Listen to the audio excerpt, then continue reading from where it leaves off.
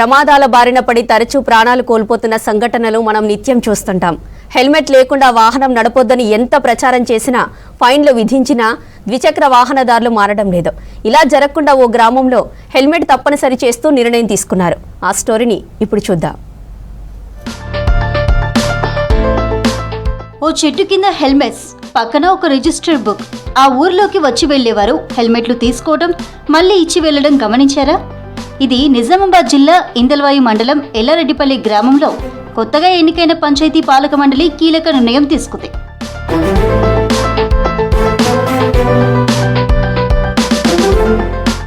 గతంలో గ్రామానికి చెందిన పలువురు పనుల మీద బయట ప్రాంతాలకు వెళ్లి ప్రమాదాల బారిన పడి ప్రాణాలు కోల్పోవడమో లేదా అవిటివారవ్వడమో జరిగింది. ఇటీవల ఒక వ్యక్తి బైక్ యాక్సిడెంట్లో బలమైన గాయాలు కావడంతో బ్రెయిన్ ఇంజురీ అయి కోమాలోకి వెళ్లిపోయాడు. దీంతో కొత్త పాలక మండలి గ్రామస్తులకు హెల్మెట్ తప్పనిసరి చేస్తూ నిర్ణయం తీసుకుంది. గ్రామంలోంచి ఎవరూ బయటకు వెళ్లినా తప్పకుండా హెల్మెట్ ధరించాలని రూల్ పెట్టింది. అంతేకాదు, గ్రామస్తులకు హెల్మెట్లను అందుబాటులోకి తెచ్చింది. మా ఊళ్ళోనే ఒక మిత్రుడు ఇలానే కింద పడి బ్రెయిన్ డెడ్ అయింది. బ్రెయిన్ డెడ్ అయితే అసలు అతను ఒక సర్వస్వం కోల్పోయాడు. దాదాపు 15-20 లక్షలు ఖర్చు వచ్చింది. ఎందుకు కారణం ఏంది? ఆయన పడడంతోనే ఆయనకి ఏమైంది, నెత్తికి దెబ్బ తగిలింది. నెత్తికి దెబ్బ తగలడంతో బ్రెయిన్ స్ట్రోక్ వచ్చింది, ఆయనకు బ్రెయిన్ డెడ్ అయింది. ఇప్పుడు ఆయన ఇప్పటికీ ఇంకా కోలుకోలేని పరిస్థితులు ఉండు. ఇట్లాంటి పరిస్థితులు రాకుండా ఇది చాలా మంచి ఉద్దేశంతో పెట్టాడు. పార్టీలకు అతీతంగా ఇలాంటి మంచి మంచి పనులు తీసుకొచ్చి మళ్ళీ మంచి గుర్తింపు మా విలేజ్కు తెలంగాణ రాష్ట్రంలోనే తీసుకురావాలని మేము కోరుకుంటున్నాం గ్రామ ప్రజలుగా. ఎల్లారెడ్డిపల్లి గ్రామ పొలిమేరలోని ఒక చిన్న కొట్టు దగ్గర గ్రామ పంచాయతీ గ్రామాభివృద్ధి ఆధ్వర్యంలో 20 హెల్మెట్లు అందుబాటులో ఉంచారు. గ్రామం నుంచి ఎవరు ఏ పనుల మీద బయటకు వెళ్లినా రిజిస్టర్ బుక్లో పేరు నమోదు చేసి హెల్మెట్ను అద్దెకు తీసుకొని దానిని ధరించి గ్రామం దాటి బయటకు వెళ్ళాలి. దీనికోసం 10 రూపాయలు రెంట్ చెల్లించాలి. తిరిగి గ్రామానికి వచ్చేటప్పుడు హెల్మెట్ అప్పచెప్పి గ్రామంలోకి వెళ్ళాలి. ముఖ్యంగా ఈ లిమిట్లు ఎందుకు ఇస్తున్నామంటే, ఎందరో వాహనదారులు రోడ్డు ప్రమాదాలకు గురవుతున్నారు. అలా ఇంటి దగ్గర ఎందరో ఫ్యామిలీలు రోడ్లను పడుతున్నాయి. అలాంటిది మేము హెల్మెట్ సాయంతో వాళ్ళకు రక్షణ ఉంటుందని చెప్పేసి వాళ్ళకు మంచి ఆలోచన, ఇంకా వేరే గ్రామాల్లో కూడా ఆలోచన తోటి ముందరికెళ్ళి యువత ఆదర్శంగా ముందరికెళ్ళి ఈ హెల్మెట్లు వినియోగించుకుంటున్నారు. ఈ నిబంధన తప్పనిసరి చేస్తూ తీర్మానం చేయడంతో ఇప్పుడు గ్రామస్తులంతా బయటకు వెళ్లాల్సి వచ్చినప్పుడు హెల్మెట్ ధరించే వెళ్తున్నారు. ఇలా ప్రమాదాలు నివారించడానికి తీసుకున్న ఈ నిర్ణయం అందరినీ ఆలోచింపచేస్తోంది. మాజీ ముఖ్యమంత్రి కేసీఆర్ను కలిసేందుకు ఎర్రవల్లి ఫామ్ హౌస్కు వెళ్లారు మంత్రులు సీతక్క, కొండా సురేఖ.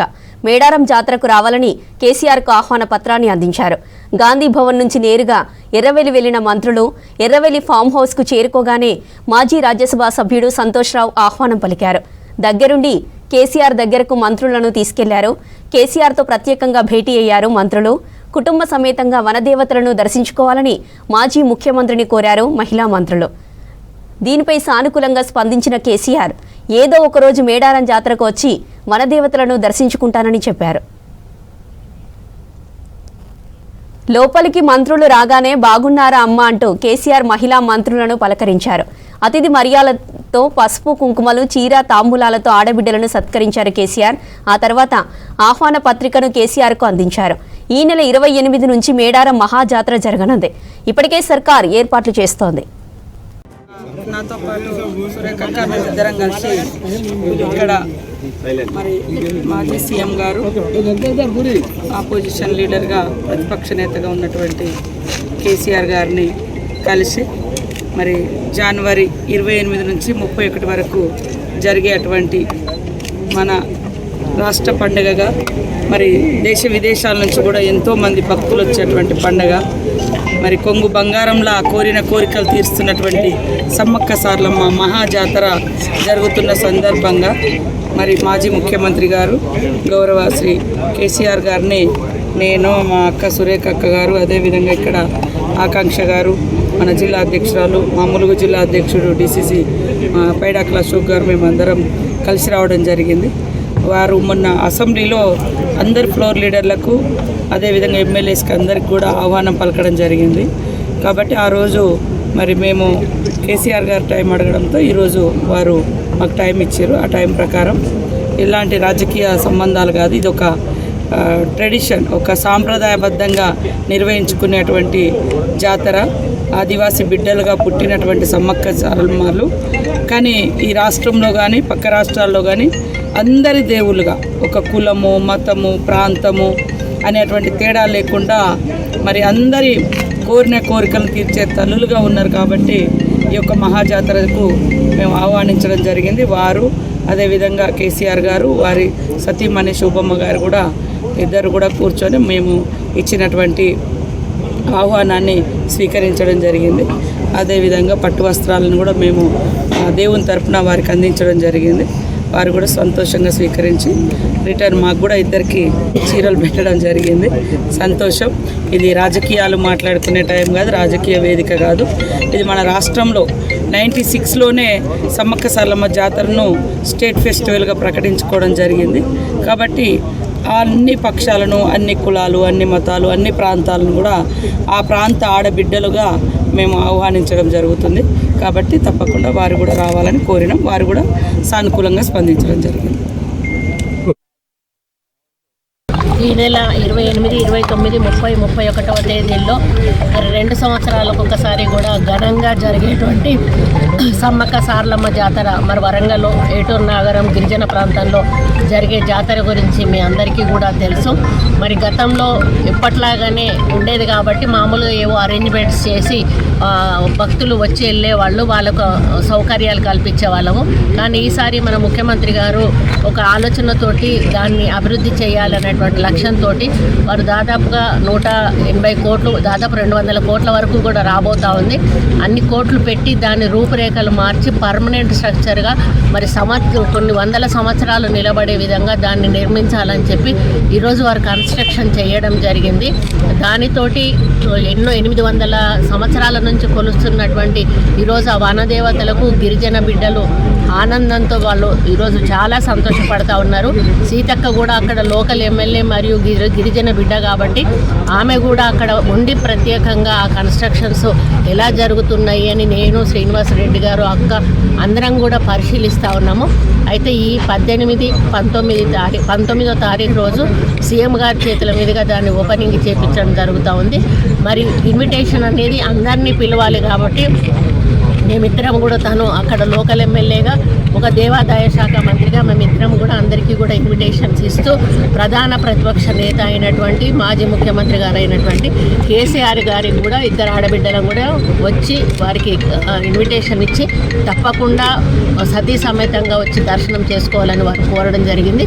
వారు కూడా సానుకూలంగా స్పందించి ఏదో ఒక రోజు హెలికాప్టర్లో రావడానికి నేను ప్రయత్నం చేస్తాను అన్నారు. వచ్చి దీవెనలు అందుకుంటా అన్నారు. మమ్మల్ని వారు ఆశీర్వదించారు. వారికి కూడా మేము ప్రతిపక్షాలు పెట్టి ఇన్విటేషన్ ఇచ్చి వారిని రమ్మని మరి గౌరవప్రదంగా పిలవడం జరిగింది. వారు వస్తే చాలా హ్యాపీగా ఉంటుందని తెలియజేస్తాను. ఎన్నికల కమిషన్ ఆదేశాల మేరకు మున్సిపల్ ఎన్నికల ఓటర్ జాబితా రూపకల్పన ప్రక్రియ మొదలైంది. కొన్ని ప్రాంతాల్లో ఓటర్ జాబితాలో గందరగోళం నెలకొనడంతో అభ్యంతరాలు వ్యక్తమవుతున్నాయి. ఈ నెల 10న తుది ఓటర్ జాబితాను ప్రచురించనున్నారు. కార్పొరేషన్లో కార్పొరేటర్, మున్సిపాలిటీలో కౌన్సిలర్గా పోటీ చేసేందుకు ఆశావాహులు ఇప్పటి నుంచే ప్రయత్నాలు మొదలుపెట్టారు.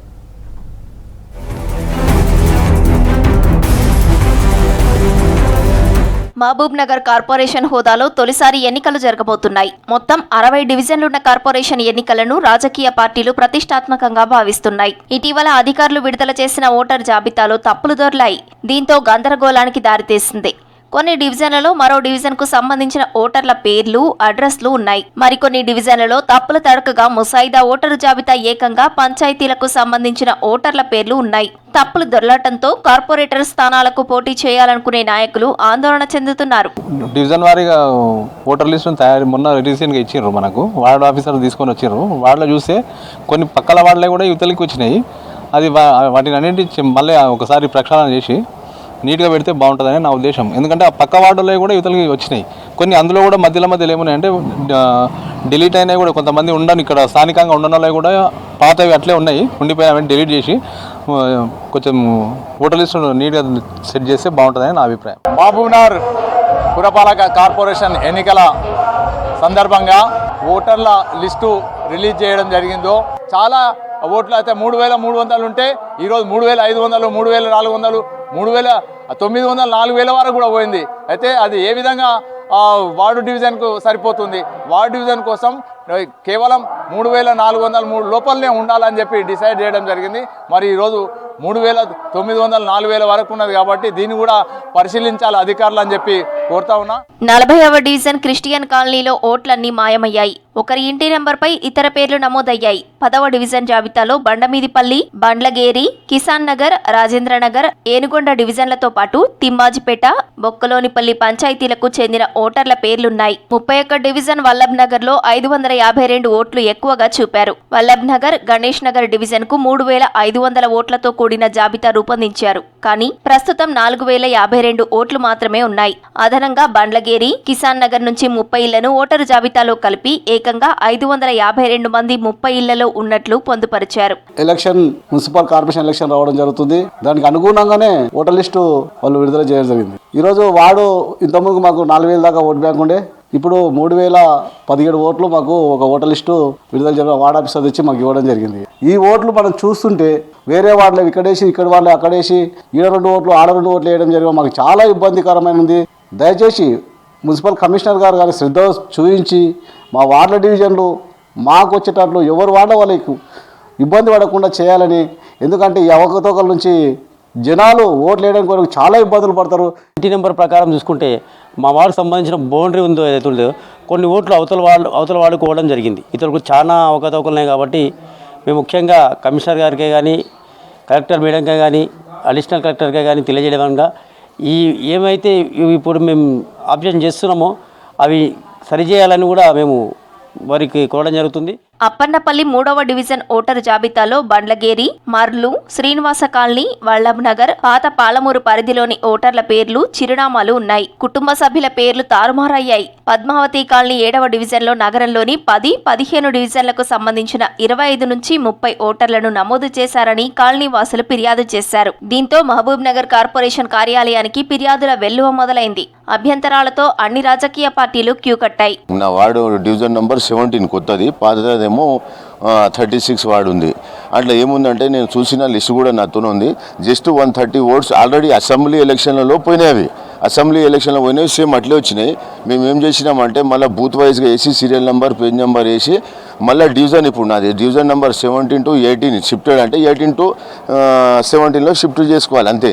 దానికి మనం ఏముంది, ఒక అప్లికేషన్ ఫామ్ ఉంటుంది, లేదా వైట్ పేపర్ మీద రాసి వాళ్ళకి ఇచ్చేస్తే వాళ్ళు ఏం చేస్తారు అంటే ఈ డివిజన్ నుంచి ఆ డివిజన్కి చేంజ్ చేసేస్తారు. దానికి ఏం పెద్ద ఎత్తున ఏం లేదు, దానికి టెన్షన్ పడే అవసరం లేదు. కొంతమంది కొత్తగా వచ్చింది కదా, వాళ్ళకు అర్థమైతలేదు. పాలమూరు జిల్లాలో మహబూబ్ నగర్ కార్పొరేషన్తో కలిపి మొత్తం 20 మున్సిపాలిటీలున్నాయి. మహబూబ్ నగర్ జిల్లాలో మహబూబ్ నగర్ కార్పొరేషన్తో పాటు బూత్పూర్, జడ్చెర్ల, దేవరకద్ర మున్సిపాలిటీలున్నాయి. నారాయణపేట జిల్లాలో మక్తల్, నారాయణపేట, కోస్గి మున్సిపాలిటీలున్నాయి. నాగర్ కర్నూల్ జిల్లాలో నాగర్ కర్నూల్, కల్వకుర్తి, కొల్లాపూర్, అచ్చంపేట. వనపర్తి జిల్లాలో వనపర్తి, కొత్తకోట, పెబ్బేరు, ఆత్మకూరు, అమరచింత. గద్వాల జిల్లాలో గద్వాల, ఆలంపూర్, ఐజా, వడ్డేపల్లి మున్సిపాలిటీలున్నాయి. ఒక 4-5 వార్డులలో అక్కడక్కడ కొన్ని రూరల్ ఓట్లు యాడ్ అయినాయి. సో రాత్రి ఏ రోజు వచ్చినటువంటి పిటిషన్లు ఆ రోజు మేము పంపించాలి కనుక వాటిని ప్రాబ్లం సాల్వ్ చేయాలి కనుక ఎలక్షన్ కమిషన్ ఆదేశాల ప్రకారం రాత్రి మొత్తం చేసుకోవడం జరిగింది. మాకున్నటువంటి 60 మంది డివిజన్కి సంబంధించినటువంటి వార్డ్ ఆఫీసర్లు అందరూ కూడా రాత్రి మొత్తము వాటిని చార్ట్అవుట్ చేసి ఎక్కడైనా ఏమైనా రూరల్ ఓట్లు ఒకవేళ వచ్చినట్టుంటే ఖచ్చితంగా వాటిని తొలగించడం కొరకు మేము ఎలక్షన్ కమిషన్కి పంపుతాము. ఎందుకంటే వాటికి సంబంధం లేదు, మన అర్బన్కు రూరల్ ఓట్లు సంబంధం లేదు కనుక అనుకోకుండా అవి కొన్ని మాత్రమే వచ్చినాయి. ఆ తర్వాత ఈ వార్డు విభజన అనేది ముందు 49 వార్డులు ఉండే, తర్వాత ఈ డివిజన్ అనేది ఇప్పుడు 60 అయ్యే వరకు ఏమైందంటే ఈ మ్యాపింగ్లో కానీ తర్వాత ఈ డిలిమిటేషన్లో కొన్ని భాగాలు అనుకోకుండా కొన్ని అప్పట్లో ఉన్నటువంటి వార్డులకు పోవడము, అక్కడున్న ఇటు రావడము. పార్టీ గుర్తులతో నిర్వహించే ఈ ఎన్నికలను పార్టీలు ప్రతిష్టాత్మకంగా తీసుకుంటున్నాయి. వ్యూహ రచనలు మొదలుపెట్టాయి. గ్రామ పంచాయతీ ఎన్నికల్లో మాదిరి ఫలితాలను మున్సిపల్ ఎన్నికల్లోనూ పునరావృతం చేయాలని కాంగ్రెస్ భావిస్తోంది. గట్టి పోటీ ఇచ్చేందుకు బీజేపీ, బీఆర్ఎస్ సిద్ధమవుతున్నాయి.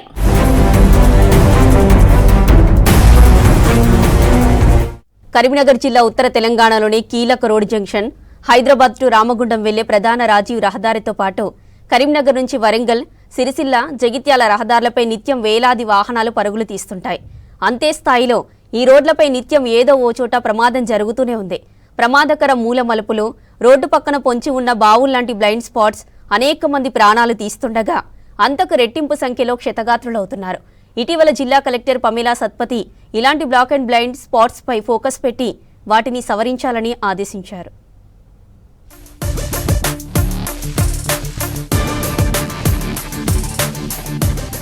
కరీంనగర్ జిల్లాలో ప్రధానమైన రోడ్లలో తరచూ జరుగుతున్న రోడ్డు ప్రమాదాలపై అధికారులు దృష్టి పెట్టారు. తరచూ ప్రజల ప్రాణాలు బలిగొంటున్న యాక్సిడెంట్లకు రోడ్ల నిర్మాణ లోపాలు, డేంజర్ మూలమలుపులు వంటివి కారణమని గుర్తించారు. ప్రమాదాల్లో కొంతవరకు మానవ తప్పిదాలు కారణమైతే మరికొన్ని రోడ్డు నిర్మాణ లోపాలు, సరైన రోడ్డు భద్రతా ప్రమాణాలు పాటించకపోవడం వల్ల జరుగుతూ ఉంటాయి. కరీంనగర్ జిల్లా పరిధిలోని రాజీవ్ రహదారిపై 14 బ్లాక్ స్పాట్లు గుర్తించారు. కరీంనగర్ వరంగల్ రహదారిపై 13 బ్లాక్ స్పాట్లు గుర్తించగా ప్రస్తుతం జాతీయ రహదారి నిర్మాణం వల్ల వాటిని సవరిస్తున్నారు. కానీ రాజీవ్ రహదారిపై మాత్రం ఇంకా వాటి పరిస్థితి అలాగే ఉంది. ఇలాంటి చోట్ల కొన్ని సైన్ బోర్డులు పెట్టి వదిలేశారు అధికారులు. ముఖ్యంగా సికింద్రాబాద్ నుంచి రామగుండం వరకు విస్తరించి ఉన్న 4 లైన్ల రాజీవ్ రహదారి ఎక్కువ శాతం ఉమ్మడి కరీంనగర్ జిల్లాలోనే ఉంటుంది. ఈ రహదారిపై తరచూ ప్రమాదాలకు కారణం డిజైన్ లోపాలేనని తెలుస్తోంది.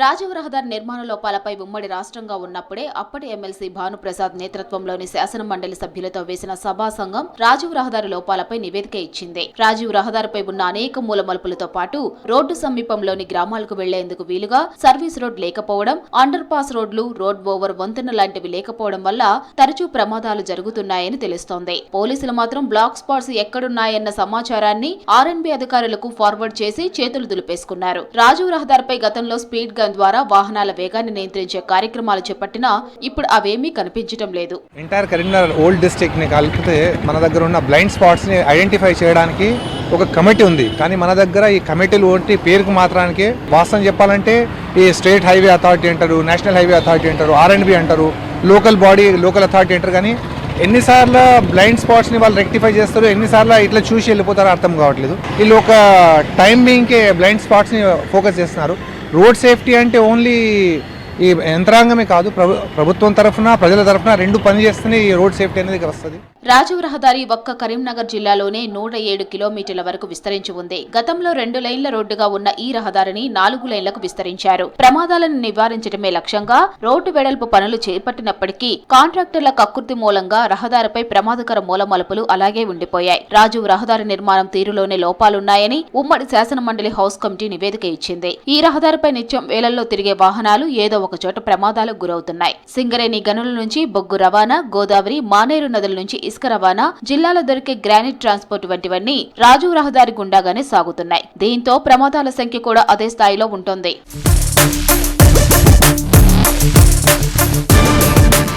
వాహనాల అతివేగం, అజాగ్రత్త, మద్యం తాగి వాహనాలు నడపడం వంటి అనేక మానవ తప్పిదాలతో పాటు నిబంధనలకు అనుగుణంగా లేని రోడ్ల వల్ల కూడా ప్రమాదాలు జరుగుతున్నాయి. హైదరాబాద్ టు రామగుండం వెళ్లే రాజీవ్ రహదారితో పాటు కరీంనగర్ వరంగల్, కరీంనగర్ వేములవాడ, కరీంనగర్ మంచిర్యాల, కరీంనగర్ జగిత్యాల, నిజామాబాద్ రహదారులపై నిత్యం వేలాది వాహనాలు పరుగులు తీస్తుంటాయి. సో దీనివల్ల బాగా యాక్సిడెంట్ జరుగుతున్నాయి, కొంతమంది చనిపోతున్నారు. సో మధ్య ఏంటంటే డివైడర్లు కానీ నైట్ పూట ఈ సింబల్స్ కానీ పెడితే ఏంటంటే కొంచెం వీలుంటుంది. వచ్చే నైట్ పూట లారీ వల్ల ఏంటంటే ఏం కనబడదు. దాదాపు ఇక్కడ నుంచి మన గంగాధర వరకు రోజు నిత్యం ఒక 2 యాక్సిడెంట్ జరుగుతాయి. మనిషి చనిపోవడా, కాలిరుడా ఏదేదో జరుగుతుంది. సో తక్షణమే చర్య చేసి దీన్ని చూస్తే అంతకుముందు 4 వే అన్నారు, 4 వే చూస్తే కాలేదు, 4 వే జరిపి రోడ్డు వెడల్పు జరిపి కొంచెం పోతే ఏంటంటే బండ్లు ఆ పక్క ఈ పక్క వెళ్ళిపోతాయి. ఇక రహదారులు సక్రమంగా లేకపోవడం, ప్రమాదకర మూలమలుపులు, ఇరుకు వంతెనలు, సైన్ బోర్డులు లేకపోవడం, ఎస్ఆర్ఎస్పీ, ఎల్ఎండి ప్రాజెక్టుల నుంచి నీటిని తరలించే కాకతీయ కాలువల వద్ద సైడ్ వాల్స్ లేకపోవడం, గోతులమయమైన రోడ్లు, రహదారుల పక్కన ఉన్న వ్యవసాయ బావులు వంటిని గుర్తించేలా బోర్డులు, సేఫ్టీ వాల్స్ లేకపోవడం వంటి అనేక తప్పిదాలతోనూ ప్రమాదాలు జరుగుతున్నాయి. కరీంనగర్ జిల్లా తిమ్మాపూర్ మండలం అలుగునూరు సమీపంలోని కాకతీయ కాలువ వద్ద ఎన్నో ప్రమాదాలు జరిగి అనేక మంది చనిపోయిన తరువాత ఇటీవలే అక్కడ సేఫ్టీ వాల్ నిర్మించారు. అదేవిధంగా అలుగునూరు చౌరస్తా కూడా చాలా ప్రమాదకరంగా మారింది. ఇక్కడ 3 వైపుల నుంచి వచ్చే వాహనాలు తరచూ ప్రమాదానికి గురవుతున్నాయి. జగిత్యాల, కరీంనగర్, వరంగల్ రోడ్డును NH 563 కింద జాతీయ రహదారిగా గుర్తించినా భూసేకరణ సమస్యలతో ఇంకా పనులే మొదలు కాలేదు. ఈ మార్గంలో అనేక చోట్ల రోడ్డు ప్రమాదకరంగా మారింది. ఇక జమ్మికుంట నుంచి వీనవంక, చల్లూరు మీదుగా మానుకొండూరు వైపు వస్తున్న కొత్త రోడ్లో కూడా అనేక చోట్ల మలుపులు ఉండటంతో ప్రమాదాలు జరుగుతాయన్న ఆందోళన వ్యక్తమవుతోంది.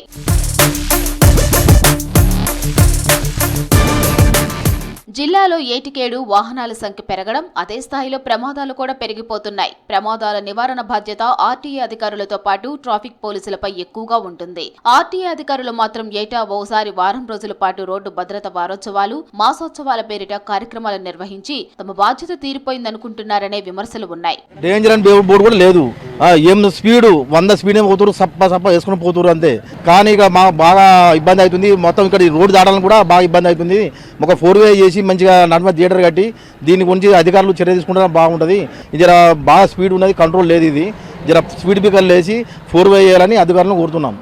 ఉమ్మడి జిల్లా పరిధిలోని గోదావరి ఖని కరీంనగర్, హైదరాబాద్ కరీంనగర్ మార్గాల్లో ధర్మపురి కరీంనగర్, వేములవాడ కరీంనగర్, సిరిసిల్ల సిద్దిపేట, జగిత్యాల, నిజామాబాద్ మార్గాల్లో జరుగుతున్న ప్రమాదాల్లో అత్యధిక మంది మృత్యువాత పడటమో గాయపడటమో జరుగుతోంది. ఏటా జిల్లాలో జరుగుతున్న రోడ్డు ప్రమాదాల్లో వందల సంఖ్యలో వికలాంగులుగా మారుతున్నారు. ఉమ్మడి ఆదిలాబాద్, నిజామాబాద్, వరంగల్, హైదరాబాద్, మెదక్ జిల్లాల నుంచి రాకపోకలు సాగే రోడ్లన్నీ ఎక్కువగా కరీంనగర్ మీదుగానే సాగుతుంటాయి. రైల్వే సౌకర్యాలు అంతగా లేకపోవడంతో ఉమ్మడి కరీంనగర్ జిల్లా వాసులు ఎక్కువగా వాహనాల్లో ప్రయాణిస్తూ ఉండటం కూడా రోడ్లపై రద్దీ పెరగడానికి కారణమవుతుంది. ఒక్క కరీంనగర్ జిల్లాలోనే దాదాపు 6,50,000 వాహనాలు రోడ్లపై తిరుగుతున్నాయి. జిల్లాలో ఏటికేడు వాహనాల సంఖ్య పెరగడం, అదే స్థాయిలో ప్రమాదాలు కూడా పెరిగిపోతున్నాయి.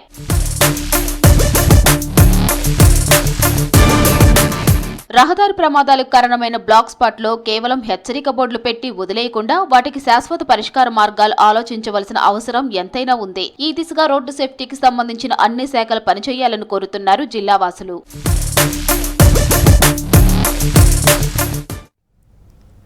గ్రామానికి పట్టిన జట్ట, దరిద్రం, అనారోగ్య సమస్యలు తొలగిపోయి ప్రజలంతా సుఖశాంతులతో జీవించాలని పొలిమేర వరకు జట్టక్కను తరిమారు ఊరి జనం. ఈ వింత ఆచారం నిర్మల్ జిల్లా కడెం మండలం లింగాపూర్ గ్రామంలో జరిగింది. పాత దుస్తులు ధరించి, పాత చీపుర్లు, చాటలను పట్టుకొని జట్టక్కను పొలిమేర వరకు తరిమి లక్ష్మీదేవిని ఆహ్వానించారు గ్రామస్తులు. డప్పు చప్పుళ్ల మధ్య చిన్న పెద్ద అంతా కలిసి నృత్యాలు చేస్తూ భారీ ర్యాలీ నిర్వహించారు.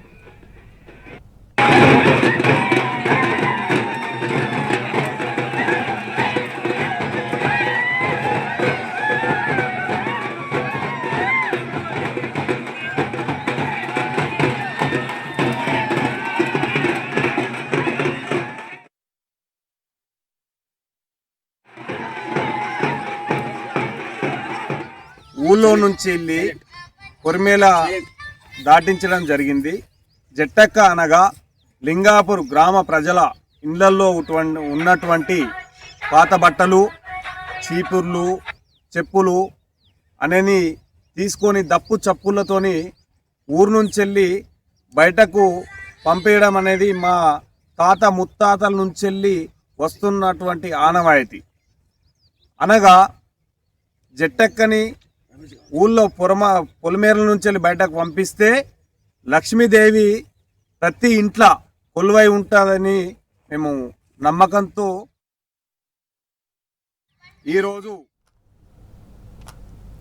ప్రసిద్ధ పుణ్యక్షేత్రమైన వేములవాడ రాజన్న అనుబంధ ఆలయం భీమేశ్వర ఆలయంలో నాదబ్రహ్మ, లయబ్రహ్మ సద్గురు తి రాగస ఇవాల్టి నుండి 5 రోజుల ఉత్సవాలు కొనసాగుతున్నాయి.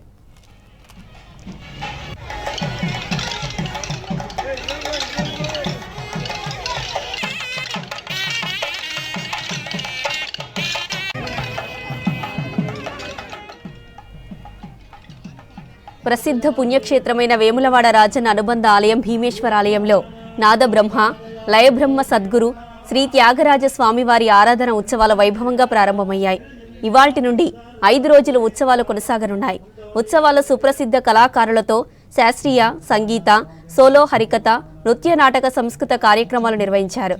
జ్యోతి ప్రజ్వలన చేసి ఉత్సవాలను ఈవో రమాదేవి ప్రారంభించారు. ప్రతి ఏటా రాజన్న ఆలయంలో త్యాగరాజ స్వామివారి ఉత్సవాలు వైభవంగా నిర్వహిస్తున్నారు.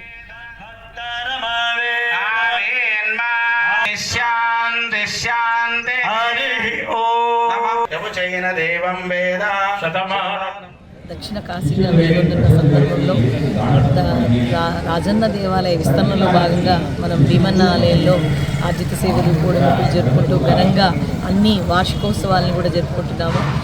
మన శ్రీ సద్గురు త్యాగరాజ స్వామివారి 72వ వార్షికోత్సవం సందర్భంగా మనం 5 రోజుల ఉత్సవాన్ని 12వ తారీఖు సోమవారం వరకు కూడా ఈ రోజు నుంచి ప్రారంభించి జరుపుకుంటూ ఉన్నాము.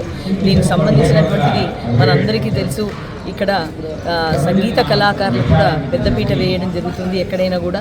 అలాగే మనకు ఇక్కడ జరిగేటువంటి 5 రోజుల కార్యక్రమానికి కూడా ఒక కమిటీ వేసుకొని దాని ద్వారా సంగీత మరియు ఈ హరికథ కానీ కాలక్షేపం కానీ ఇక్కడికి హరికథ కాలక్షేపం కానీ ఇవన్నీ కార్యక్రమాలను పెద్ద ఎత్తున 5 రోజులు జరుపుకోవాలనే ఉద్దేశంతో మనం ఇక్కడ వేదికను ఏర్పాటు చేసుకోవడం జరిగింది. మెదక్ జిల్లా రామాయంపేట మండలం ప్రగతి ధర్మారంలో మద్యపానం నిషేధిస్తూ ఏకగ్రీవంగా తీర్మానం చేశారు గ్రామస్తులు. గ్రామ పరిధిలో మద్యం అమ్మితే 50,000 జరిమానా, మద్యం కొన్నవారికి 10,000 రూపాయల జరిమానా విధించాలని నిర్ణయించారు. మద్యపాన నిషేధంతో పాటు మైనర్లకు సిగరెట్లు, పొగాకు ఉత్పత్తులు అమ్మకూడదని తీర్మానించారు. గ్రామ యువత, మహిళలు, నూతనంగా ఎన్నికైన సర్పంచ్, వార్డు మెంబర్లు కలిసి ఈ నిర్ణయాన్ని తీసుకున్నారు.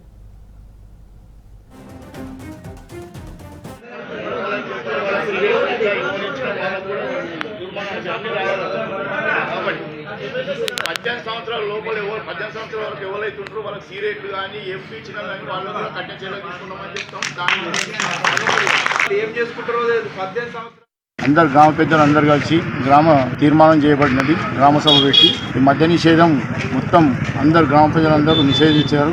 అదే ఈ రోజు నుంచి 15వ తారీఖు వరకల్లా మొత్తం బంద్ ఉండాలని చెప్పినాం. 16వ తారీఖు నుంచి మొత్తం బంద్ ఉండాలని చెప్పినాం. అది తీర్మానం చేసినాము. మా గ్రామ ప్రజలందరూ సహకరించారు. ఎవరైనా అమ్మినట్టయితే 50,000 జుర్మానా విధించడం జరిగింది. వారి చెప్పినా ఎవరైనా దొరకబట్టి మాకు చెప్పినా కానీ వాళ్ళకి 10,000 బహుమతిగా ఇవ్వబడును. మన గ్రామంలో మద్యపాన నిషేధం గురించి గ్రామ ప్రజలు మరియు పాలకవర్గం కూడా ఒక నిర్ణయం తీసుకోవడం జరిగింది. ఎందుకంటే మా గ్రామము మండలంలోనే అతిపెద్ద గ్రామము. మద్యపాన నిషేధాన్ని కూడా మేము అందరు గ్రామ ప్రజలతో సహకారం తీసుకొని ఈ రోజు నుండి ఈ రోజు నిర్ణయం తీసుకోవడం జరిగింది. 15వ తారీఖు వరకు వాళ్ళకి ఒక డెడ్ లైన్ లాగా విధించినాము. 16వ తారీఖు నుండి దీన్ని అమలు పరుస్తాము. 16వ తారీఖు నుండి ఎవరైతే మద్యాన్ని కానీ సిగరెట్లు కానీ ఏదైనా కానీ 18 సంవత్సరాల్లో పిల్లలకి ఏది అమ్మినా మద్యాన్ని పూర్తిగా నిషేధించడం జరిగింది. అదేవిధంగా 18 సంవత్సరాల పిల్లలకి సిగరెట్లు కానీ గుట్కాలు కానీ ఏవి ఇచ్చినా వాళ్ళ షాపులను కూడా మేము తనిఖీ చేస్తాము. వాళ్ళని కూడా కఠిన చర్యలు ఉంటాయి ఈ విషయంలో. పెద్దపల్లి టౌన్లో దివంగత నేత కేంద్ర మాజీ మంత్రి కాకా వెంకటస్వామి విగ్రహం ఏర్పాటు చేయాలని మహనీయుల ఆశయ సాధన సంఘం నాయకులు డిమాండ్ చేశారు. పెద్దపల్లిలో కాకా విగ్రహం ఏర్పాటు చేయాలని కోరుతూ మున్సిపల్ కమిషనర్కు వినతిపత్రం అందజేశారు. ఎంపీగా, కేంద్ర మంత్రిగా పనిచేసి పెద్దపల్లి పార్లమెంటు నియోజకవర్గాన్ని కాకా ఎంతో అభివృద్ధి చేశారని చెప్పారు. చివరి శ్వాస వరకు బడుగు బలహీన వర్గాలకు అండగా ఉన్నారని గుర్తు చేసుకున్నారు. కార్మికులు, పేదల పక్షాన పోరాడిన మహానేత కాకా విగ్రహాన్ని పెద్దపల్లి టౌన్లో ఏర్పాటు చేయాలని రిక్వెస్ట్ చేశారు నేతలు.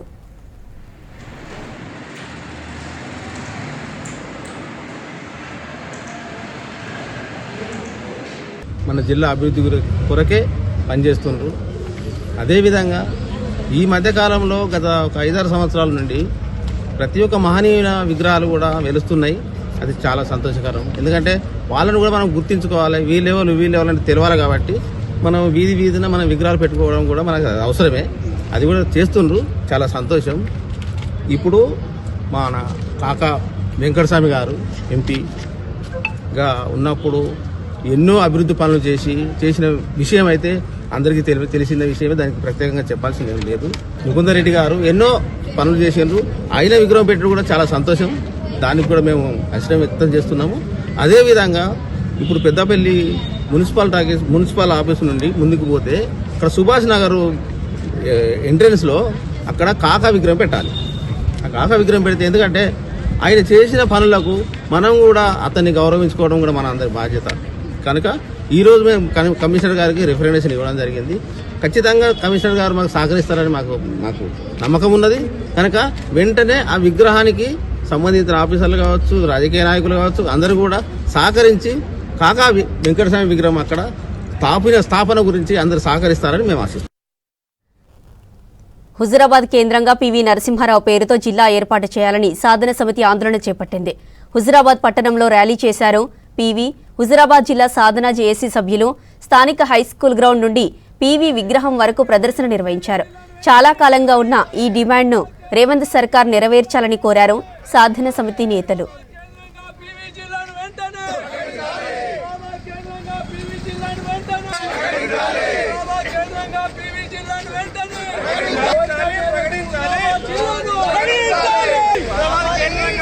వ్యవస్థీకరణ కమిటీ వేసి మరి ప్రజల సౌలభ్యం కోసం, ప్రజల ఆకాంక్షల కోసం ఆనాడు మరి 33 జిల్లాలు ఏర్పాటు చేసినటువంటి సందర్భంలో కూడా మనం హుజరాబాద్ కేంద్రంగా జిల్లా ఏర్పాటు చేయాలనేటువంటి ఆకాంక్షను వ్యక్తం చేయడం జరిగింది. ఆనాడు ఉన్నటువంటి ప్రభుత్వం దృష్టికి, మరి జిల్లాల పునర్వ్యవస్థీకరణ కమిటీ, కేశవరావు కమిటీ దృష్టికి, మరి ఆనాడు ఉన్నటువంటి ప్రజాప్రతినిధులు, మంత్రులు, ఎంపీలందరి దృష్టికి కూడా తీసుకుపోవడం జరిగింది. తప్పకుండా హుజరాబాద్ కేంద్రంగా జిల్లా ఏర్పాటు చేస్తామని చెప్పి ఆనాడు పరిశీలిస్తామని చెప్పి కూడా వారు హామీ ఇచ్చారు. చాలా స్పష్టంగా చెప్పడం జరిగింది. కొత్తగా ఏర్పాటు అయ్యేటువంటి జిల్లాకి పివి నరసింహారావు పేరు పెడతామని చెప్పి మళ్ళీ అక్కడ కూడా హుజరాబాద్ అనేటువంటి వర్డ్ రాకపోవడం, ఇవాళ 2 సంవత్సరాల నుంచి కూడా మళ్ళీ 2-3 సార్లు కాంగ్రెస్ ఇన్ఛార్జిగా ఉన్నటువంటి ప్రణవ్ గారి దృష్టికి, అట్లాగే శ్రీధర్ బాబు గారి దృష్టికి కూడా మేము తీసుకెళ్ళినటువంటి సందర్భంలో తప్పకుండా పరిశీలన చేస్తూ ఉన్నామని చెప్పి మాట చెప్తాం. సూర్యాపేట జిల్లా హుజూర్ నగర్లో ధనుర్మాస పూజ కార్యక్రమాలు వైభవంగా జరుగుతున్నాయి. ఇందులో భాగంగా తెల్లవారుజామున శ్రీ వేణుగోపాల సీతారామచంద్రస్వామి శోభాయాత్ర నిర్వహించారు. భక్తి శ్రద్ధలతో వివిధ వాహనాల్లో స్వామివారిని ఊరేగించారు. భక్తులు, స్థానిక ప్రజలు సంఖ్యలో వేడుకల్లో పాల్గొన్నారు. స్వామివారి వాహనాలను మోశారు. ప్రతి ఏటా ధనుర్మాసంలో స్వామివారి శోభాయాత్రను ఘనంగా నిర్వహిస్తామని చెప్పారు అర్చకులు, ఆలయ అధికారి కొండారెడ్డి. మహిళా భక్తులు స్వామివారికి మంగళ హారతులు సమర్పించారు. మంగళ వాయిద్యాలు, వేద పండితుల పారాయణం, భక్త బృందాల కోలాటాలతో శోభాయాత్ర వైభవంగా జరిగింది.